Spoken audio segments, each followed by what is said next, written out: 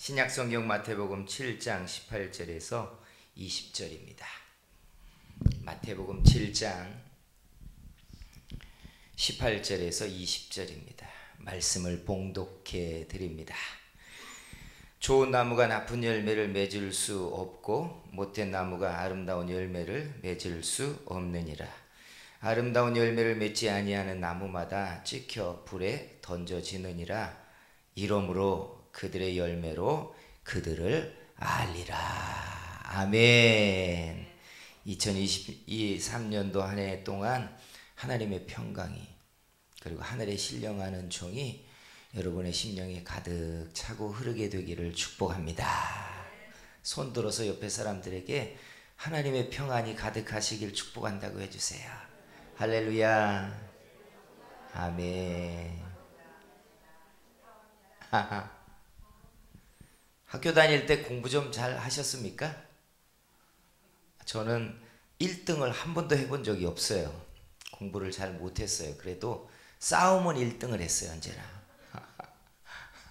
그게 언제나 제 마음에 그 열등감으로 있어요. 1등을 못 해봤다는. 이게 참 수치스럽고 생각하면 말하기도 싫어요. 한 번에 1등을 해보려고 죽도록 노력을 했는데 안 되더라고요. 이건 머리로 할 수 있는, 노력으로 할 수 있는 경계 밖에 있는 머리들이 있더라고요. 그래서 포기하자 했던 적이 있어요. 학생 때는 우리가 원하지 않아도 우리는 성적 평가를 받잖아요. 근데 평가가 거기서 끝나는 게 아니라 사회에 나오면 돈 버는 능력으로 또 평가받아요. 그죠? 결혼을 하면 평가가 끝나나요? 결혼을 하면 배우자의 역량과 능력과 외모가 나를 평가해요. 좋은 남편을 만나면 친구들 사이에서 너 잘났다고 그 남편이 우리를 평가해요. 예쁘고 좋은 아내를 만나면 남자들이 평가해서 자기가 능력 있는 사람인 것을 사람들에게 인정받습니다. 그쵸? 자녀를 낳으면 여기 부모들 똑같을 거예요. 자녀의 성공과 자녀의 실력이 가만히 있어도 부모를 평가해줘요. 그래서 부모님들이 모여서 자식 자랑하는 거 실은 자식 자랑 아닙니다. 그죠? 내 자랑이에요. 그런 자식을 키워낸 자기 자랑을 하고 있는 거예요. 이게 평생토록 우리가 평가받으면서 받는 압박과 스트레스를 보여주는 일들이에요. 그래서 우리가 가장 싫어하는 게 뭔 줄 아십니까? 박한 평가. 이거 싫어해요. 심지어는 박한 평가를 넘어서서 비난을 듣는 거 정말 분노하며 싫어합니다. 비난은 어려서부터 우리가 평가를 받으면서 저울 위에 올라가서 인생을 살고 있기 때문에 우리를 사람들 앞에 초라하게 여겨지게 하는 것에 대해서 나도 모르게 사람들은 분노한다는 이야기예요. 그래서 하나님 앞에 우리가 존귀하게 여김을 받는 거 참 좋아합니다. 하나님이 여러분의 인생이 그렇게 되도록 만들어 주시기를 축복합니다. 그래서 학자들은 이런 말을 해요. 사람들은 똑똑하고 돈도 많고 실력 있는 사람들하고 살고 싶어 하나 실상 잘나고 능력 있고 똑똑한 사람과 사는 것은 행복하지 않다고 합니다. 속에서 평가받으니까. 그래서 형제지간에 자식이 한 명이 뛰어나고 똑똑하면 나머지는 스트레스와 압박으로 행복해지지 않아요. 배우자가 실력 있고 돈 잘 벌고 능력이 있으면 그 힘으로 사니까 좋을 것 같잖아요. 마음의 깊은 곳에는 행복하지 않아요. 돈 많은 처갓집 만나고 돈 많고 돈 잘 버는 마누라랑 살면 그것만한 힘이 어디 있어 하지만 마음의 깊은 곳에 그런 남자들은 불행하다고 합니다. 내가 평가받고 있기 때문에. 평가받기 때문에. 그래서 우리는 심리적으로 평가에서 잘난 사람, 그리고 뛰어난 사람, 능력 있는 사람으로 평가될 때 우리는 좋아해요. 하나님이 여러분들이 이런 복을 좀 누리게 만들어 주시기를 또 한번 축복합니다. 그런데 신앙에도 보면 하나님이 우리를 평가한다는 거 아세요? 천국에 대한 여러 비유를 하실 때 놀랍게 그 마지막이 우리의 신앙과 삶을 평가한다, 달아보신다, 이런 이야기가 줄줄이 나와요. 달란트 비유의 결론이 뭔 줄 아시죠? 평가예요. 10달란트를 줘놓고 평가하시고 1달란트를 맡긴 다음에 하나님이 우리를 평가하세요. 예.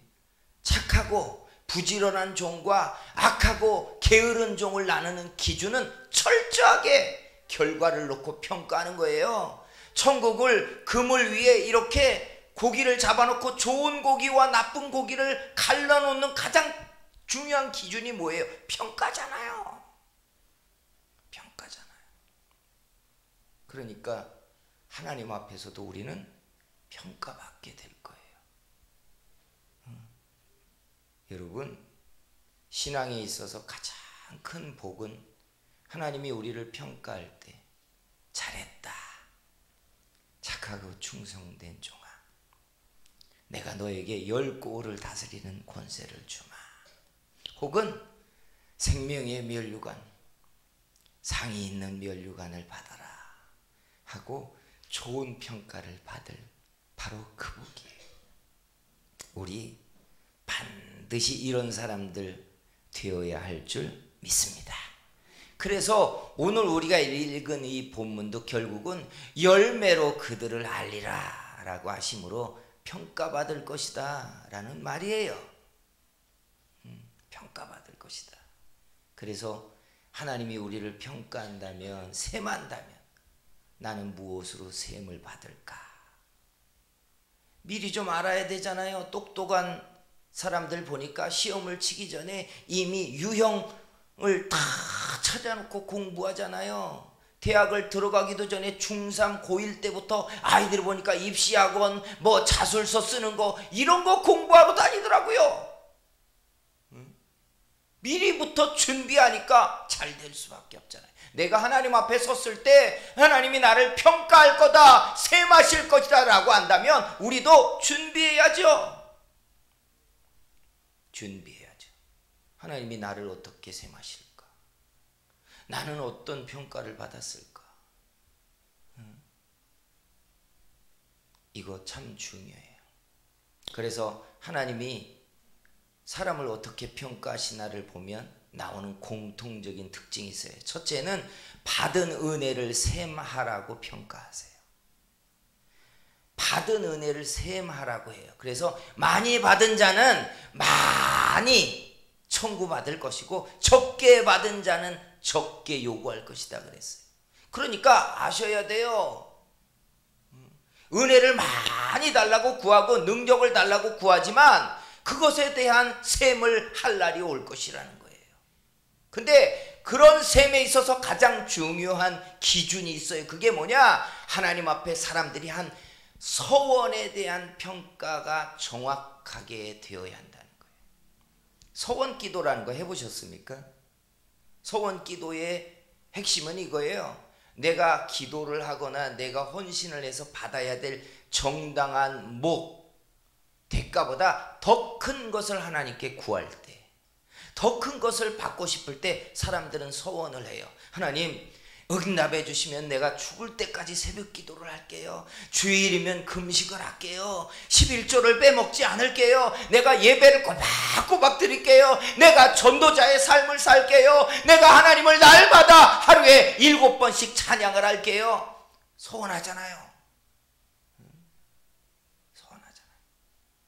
한나는 무자했어요. 잉태하지 못했습니다. 자식이 없는 것 때문에 자기 후처로부터, 남편의 후처로부터 집요하게 수모를 겪습니다. 예배당에 나올 때마다 눈물을 흘리고 탄식하며 가슴을 치며 기도했어요. 그러다가 막바지에 그녀가 한 게 뭔 줄 아시죠? 소원하는 거예요. 하나님, 내게 아들을 주신다면 그 아들을 하나님께 바치겠습니다. 그리고 그 소원 기도 끝에 응답을 받아버립니다. 그리고 얻은 아들이 사무엘이에요. 사람들이 소원이라고 하는 걸 큰 생각처럼 여기지만 실은 하나님, 내가 이렇게 하겠습니다, 이게 소원이에요. 그리고 하나님은 그 소원의 기도에 정확하지 1g도 놓치지 않고 요구한다는 이야기예요. 그래서 민수기나 레위기에 보면 소원을 하면 반드시 갚으라고 요구해요. 갚으라. 그래서 사람들이 소원을 해놓고 약속을 안 지킨 것에 하나님이 청구서를 우리에게 요구할 거예요. 너 소원을 해서 이렇게 내가 응답했는데, 너 약속해서 내가 이렇게 복을 주었는데 너 왜 이 약속을 이행하지 않니? 그죠? 이거 청구받을 거예요. 하나님 앞에 소원에 대하여 이행하지 못한 생각이 떠오르거든. 하나님 앞에 마음을 다 굳세게 잡고 하나님 앞에 약속을 지키는 그런 믿음 되시기를 주의 이름으로 축복합니다. 소원이 숙제를 하는 숙제처럼 여겨지지만 실은 소원을 이행하면 하나님이 그 소원의 결과보다 더 큰 응답과 복을 주신다는 거 아십니까? 사무엘상에 보면 아들을 달라고 소원을 했던 한나가 소원을 이행하니까 하나님이 한나의 태를 더 활짝 열어서 3남 2녀를 추가로 자식을 한나에게 주십니다. 하나를 드렸는데 5배의 자식을 또 주셨어요. 그러니까 믿음이 적으면 내가 이 소원을 이행하는 게 버겁습니다, 10년만 유예시켜 주세요, 이렇게 기도할지 모르겠지만 하나님은 소원을 이행하는 믿음에 더 배나 되는 응답을 주신다는 거예요. 그러니 나는 신앙생활하면서 소원을 안 해보는 사람들이 거의 없다고 여겨요. 하나님께 뜻을 정하고 소원을 하신 부분들이 있다면 하나님이 우리를 셈하시기 전에 소원을 이행하는 믿음들 가지시기를 주의 이름으로 축복합니다. 두 번째는 일꾼에게 상을 주시려고 평가하세요. 구원 얻는 것이 하나님의 택한 백성들의 첫 번째 복이라면 두 번째 복은 구원 얻은 사람들이 하나님의 일꾼이 되는 겁니다. 왜요? 일꾼에는 일꾼의 상이 있으니까. 그러니까 구원은 이중적이에요. 예수 믿어서 죄사함 받아 얻은 구원이 있고, 구원받은 사람들이 스스로 절제하고 헌신하면서 주의 나라를 위하여 참여하는 일꾼이 있어요. 내가 만약에 일꾼이라면, 내가 주의 일꾼이 되겠다고 작정을 했다면 나는 구원의 평가를 받지 않아요. 이거 아셔야 돼요. 너 구원 받냐 못 받냐, 구원의 믿음 있어 없어, 이것 가지고 이런 기준이 우리를 달지 않아요. 나를 평가하는 기준은 이제 일꾼의 평가를 받는다는 거예요. 내가 주님 이렇게 헌신하겠습니다, 일꾼 되겠습니다, 주님 내가 이렇게 주의 일에 참여하겠습니다 라고 작정을 하고 나면 하나님이 그 다음부터 나를 일꾼의 평가를 하기 시작해요. 일꾼의 평가의 첫 번째 기준이 뭔 줄 아시죠? 예? 너희가 구할 것은 뭐예요? 오직 충성이라 해요. 그리고 두 번째가 뭐예요? 이익을 남기는 거예요. 그러니까 일꾼이 자기 몫을 지켜내는 것은 하나님이 원하지 않아요. 왜일까요? 하나를 지켜내는 거, 한 달란트를 지켜내는 것만도 대단한데 하나님은 그걸 원하지 않아요. 왜냐하면 하나님은 이익을 만들어낼 만큼 능력과 은혜를 주시기 때문에 그래요. 농부가 포도나무나 과일나무를 심어놓고 열매를 만들 수밖에 없도록 땅을 파서 거름을 심고 병충해를 위해 약을 치고 거기에 영양제를 투입해가면서 열매를 만들어내라고 돌봤기 때문에 농부이신 하나님의 입장에서 반드시 우리가 열매를 만들어야 되는 거예요. 만들어야 되는 거예요. 열매를 주셨기 때문에, 일꾼이 그 일을 통해 하나님의 나라를 위해 쓰여질 수 있는 능력을 주셨기 때문에 하나님 반드시 평가해요. 이익을 냈느냐, 이익을 냈느냐. 그래서 일꾼이라면 이익을 내야 돼요. 야, 요즘 시대에 그저 마이너스 안 되고 지켜내는 것만도 얼마나 대단한데, 이건 여러분 우리들끼리 하는, 마지막에 하는 서로의 위로고, 하나님은 그렇게 말하지 않으세요. 한 달란트 나는 지켜내려고 나는 죽을 똥살똥했습니다. 주님, 내가 그래도 사명의 자리 안 떠나고 이 자리에 서 있는 것만으로도 나는 대단했습니다. 주님 그렇게 인정해 주시지 않아요. 예. 부응할 만한, 이익을 낼 만한 능력도 주셨고 은혜도 주셨어요. 그래서 요구하세요. 성도 여러분, 우리요 구원의 믿음으로 나는 다 됐습니다 이럴 분도 있지만, 일꾼이 되겠다고 하나님께 손을 들었고 마음을 정하셨다면 일꾼의 몫을 요구하세요. 이 평가에서 하나님 앞에 상을 얻는, 반드시 상을 얻는 여러분들이 되시기를 주의 이름으로 축복합니다. 그런데 오늘 우리가 읽은 이 본문에 열매를 찾으시는 주님께서 열매를 만들어내는, 즉 이익을 만들어내는 중요한 말씀이 여기에 담겨져 있어요. 말씀에 뭐라고 되어 있냐면, 우리가 읽은 이 본문 18절에 이렇게 되어 있어요.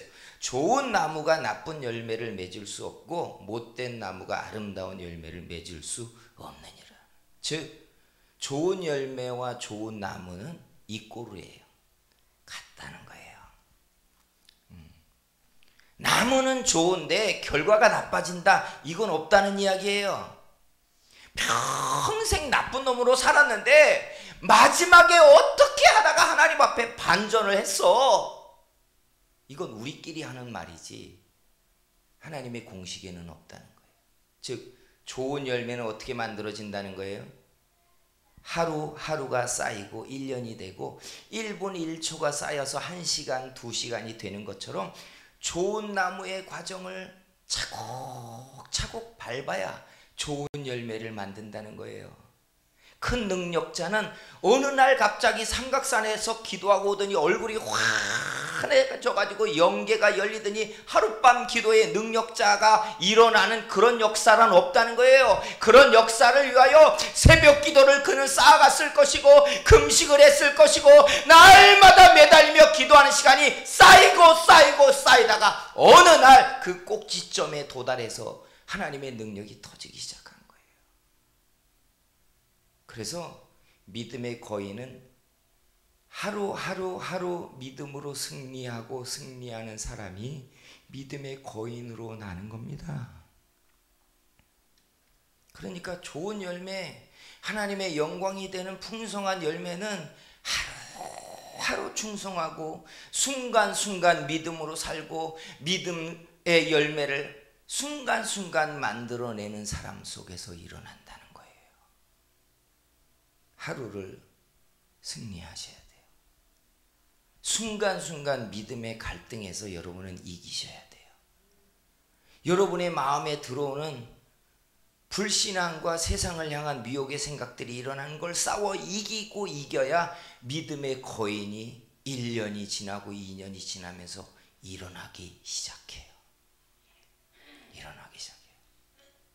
성도 여러분, 열매는 하루아침에 만들어지는 게 아니에요. 80년, 100년의 시간에 걸려서 나무가 큰 다음에 나온 결과가 열매예요. 나무를 잘라보면 나이테라는 게 있잖아요. 그죠? 60년, 80년, 100년 된 나무를 다 켜면 나이테가 있어요. 좋은 나무여도 나이테를 보면 알잖아요. 아, 이 해에는 병충해를 많이 겪었네. 어떤 해에는 가뭄이 많아가지고 다른 나이테에 비해 쪼그라져 있는 나이테의 모양이 보입니다. 어떤 나무도 80년, 100년을 사는 동안에 매해 형통하고 매해 부흥하고 매해 잘 되는 그런 시절을 겪으면서 100년의 나무가 된 나무는 없어요. 여러분, 인생으로 보자면 좋은 열매는 매일같이 매년같이 형통한 시간을 지내다가 거대한 고목으로 일어난 사람이란 없다는 뜻이에요. 어떤 애는 힘이 들고 어떤 애는 파산도 하고 어떤 때에는 시련에 죽을 고비처럼 어려움을 지나기도 하겠지만 그게 쌓이고 그 다음에는 형통하고 그 다음에는 번성하고 그 다음에는 자라면서 고목이 돼가는 거예요. 사랑하는 성도 여러분, 우연을 기대하지 마십시오. 올해는 힘들었는데 내년은 잘 될 거야. 이건 잠깐의 위로예요. 내년에 잘 되려면 올해 하루하루 승리하셔야 돼요. 하나님이 반드시 내게 복을 주시고 내 믿음이 성취되기를 원한다면 여러분의 한 시간, 여러분의 하루, 여러분의 한 달, 여러분의 1년을 승리하고 믿음을 지키고 씨름을 싸워서 한 해를 이겨야 그 다음 해에 터지기 시작한다는 이야기예요.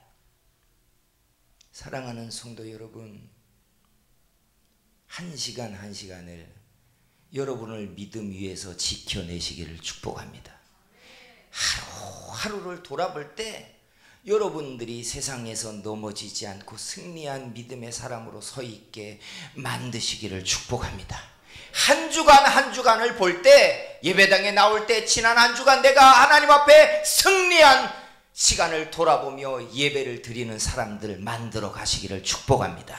그렇게 23년도 52주를 이기고 나면 우리는 믿음의 거인이 되어 있을 것이고 내가 소망하는 일들이 응답되는 것들을 보는 그런 사람들이 될 줄 믿습니다. 기도하겠습니다. 이 시간에 우리 한번 말씀을 붙들고 들은 말씀을 품고 기도할 텐데, 하나님, 한 시간 한 시간, 하루하루, 한 주 한 주 믿음으로 승리하며 하나님의 약속의 말씀을 붙잡고 하나님 앞에 믿음의 씨름에서 이기는 사람 되게 만들어 주시옵소서 하고 우리가 주여 삼차 같이 기도합니다. 주여, 주여, 주여. 사랑하시는 우리 아버지 하나님, 은혜를 감사합니다. 하나님 앞에 우리의 열매가 우리의 인생의 평가를 받을 때에 하나님 앞에 참으로 승리한 믿음의 거목으로 설 수 있게 인도하여 주시며, 일꾼의 평가를 받을 때에 잘하였도다 착하고 충성된 종아, 내 상에 참여하라고 하시는 주님의 음성을 듣는 사람들 되게 만들어 주시며, 핵별이 하루에 넘어지며 한 시간의 믿음을 잃어버리며 한 주간 동안 실패한 시간들이 반복되고 있는 사람들을 붙잡아 주셔서 하나님 마음의 결단을 하며 이기며 승리하는 생활을 시작할 수 있도록 역사하여 주시기를 간절히 바라고 원합니다. 여기 2023년도를 시작하는 하나님의 사람들의 이 한 해가 마칠 때에 하나님 앞에 승리의 열매를 깨들고 하나님 한 해가 지난 다음에 믿음의 거목이 되어서 믿음의 위대한 열매를 따기 위하여 하나님께 구하는 사람들이 일어나져 가도록 만들어 주시기를 원하고 간구합니다.